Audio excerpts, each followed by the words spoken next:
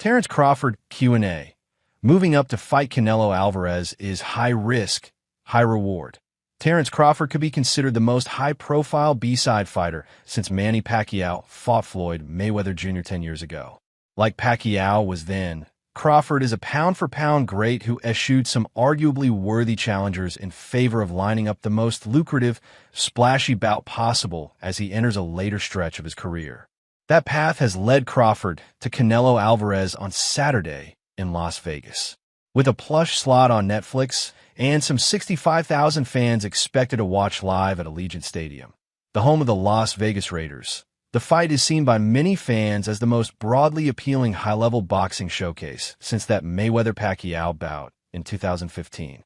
Crawford, 37, became the first man in the four-belt era to become undisputed champion in two divisions when he cleared out the light welterweight and welterweight weight classes.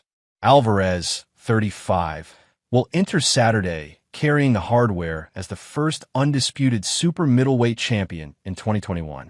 In an interview, Crawford, 41-0, 31 knockouts, said he considered moving up two weight classes to 168-pound to face Álvarez, February 2nd, 63, 39 knockouts, as high risk, high reward.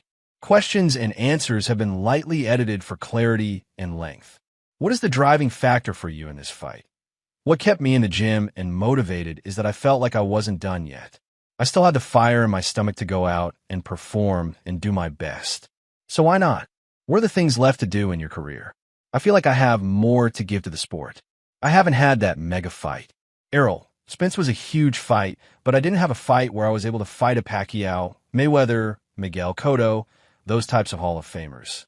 So to get the opportunity to fight Canelo when we both are walking Hall of Famers, that was a dream match. How key is this fight for your legacy? How much do you still lose sleep over some of the fights you didn't get earlier in your career? I don't lose sleep over none of the fights. Everything happened for a reason, and that reason is not up to me. It's up to God. I'm looking at this fight to make the best of it and become a three-time, three-division undisputed champion of the world. There's something you're lacking in respect from the fan base? How much does popularity matter to you? I definitely feel disrespect in a lot of areas, but it doesn't affect me. Canelo has a whole country behind him. A lot of people have been supporting Canelo for years, and that's another reason why I look to him to be a person that I share the ring with, because he's respected among a lot of people for the skill set he brings every fight night and the popularity that he has. It's going to make for a great fight point. One of the things that has opened him up to so many fans is how transparent he is. People know his life and feel like they can connect with him. What do you wish American fans understood better about you that would connect you with a broader American fan base? I don't. I'm more private and humble. I don't really get into all the, won't be this big mega superstar. I know becoming a megastar, you demand more money, but that never was my dream. My dream was just to go out there and be the best, be able to walk down the street without the paparazzi and everybody all in my face and can't move without having 10 different security guards. I never wanted that for my life. Can you talk a bit more about that balance? Especially within boxing, a sport that's so heavy on the pageantry, heavy on the tradition, heavy on the flash. You're someone who likes to stay quieter and behind the scenes.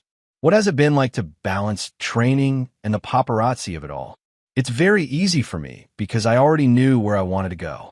I never got into or was willed into trying to be somebody that I'm not. I always stayed true to myself. You've called for this Canelo fight before. Does this feel like unfinished business that is finally being addressed? For me, this is viewed as a big opportunity. High risk, high reward that a lot of people are writing me off. I'm taking this big risk, but the reward is higher than the risk at the end of the day. He's faced everyone from Floyd Mayweather Jr. to Gennady Golovkin. What's the one thing that you think you bring into this fight that he's never seen before? I think I got a different style than both of those guys that you mentioned. Both of those guys are great fighters, but at the same time, we have three different styles. So I just think, Canelo has seen a lot of styles. He has seen them all. So have I, and I think that's why our styles are going to match up pretty good. How do you see that style translating to the super middleweight world? I don't know, we got to see. It's different from sparring and fighting. So, that's why we fight the fight to see how it's going to go. How do you envision dismantling the narrative that size eventually catches up to skill? Do you hope to be someone who is considered suitable for any single weight class? Well, that's why a lot of people view me as the pound-for-pound #1 fighter in the world, because at any weight class, if I was at that weight, then I'll be capable of being the best at that weight. Speaking of style, you're known for solving opponents in real time, middle of the match, switching stances, all that stuff. As you prepare for Canelo's style, do you expect this to be a chess match where you're playing cat and mouse for a while? Or are you expecting a war? I don't know. I don't know what type of style he's going to come and try to fight on fight night. So we're just going to be prepared for all styles that Canelo poses, you know? We know what he likes to do. We know that he can box as well. He's not just this come-forward fighter, so, we won't be caught off guard with anything September 13th. Fans and historians love talking about 1 or 2 career-defining fights. In your eyes, is this that fight for you? Or do you feel like the story on the legendary career of Terence Crawford has already been written? Oh, my story is already written. I'm already stamped in the history books, but at the same time, it's the cherry on top. This is the bonus.